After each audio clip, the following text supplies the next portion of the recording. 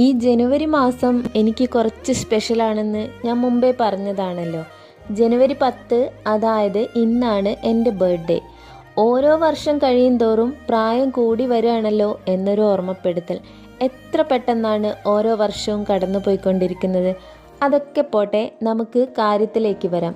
ഈ ഒരു dragon fruit നമുക്ക് പ്രതീക്ഷിക്കാതെ കിട്ടിയതാണ്. അത് ഇന്ന് തന്നെ നടാൻ പറ്റിയതിൽ ഞാൻ ഹാപ്പിയാണ്. എന്ത് കിട്ടിയാലും അതൊന്ന് കിളിർപ്പിച്ചെടുക്കുന്ന ശീലം ഒരു അറിയാനാവുന്ന കാലം മുതൽക്കേ തുടങ്ങിയതാണ്.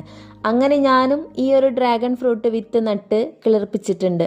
അത് ശരിക്കും ആദ്യത്തെ ഒരു എക്സ്പീരിയൻസ് ആയിരുന്നു, ശരിക്കും ഒരു പരീക്ഷണം. പക്ഷേ അത് വിജയിച്ചു. ജനുവരി തുടങ്ങി ഈ ഒരു ഡ്രാഗൺ ഫ്രൂട്ട് നടാൻ വേണ്ടിയിട്ട്.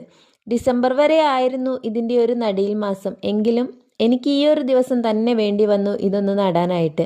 ആവശ്യത്തിൽ കൂടുതൽ വെയിലുള്ളത് കൊണ്ട് തന്നെ നമ്മൾ ഈ ഒരു ഫ്രൂട്ട് കൂടി നമ്മുടെ ഗാർഡനിലേക്ക് കൊണ്ടുവന്നിട്ടുണ്ട്.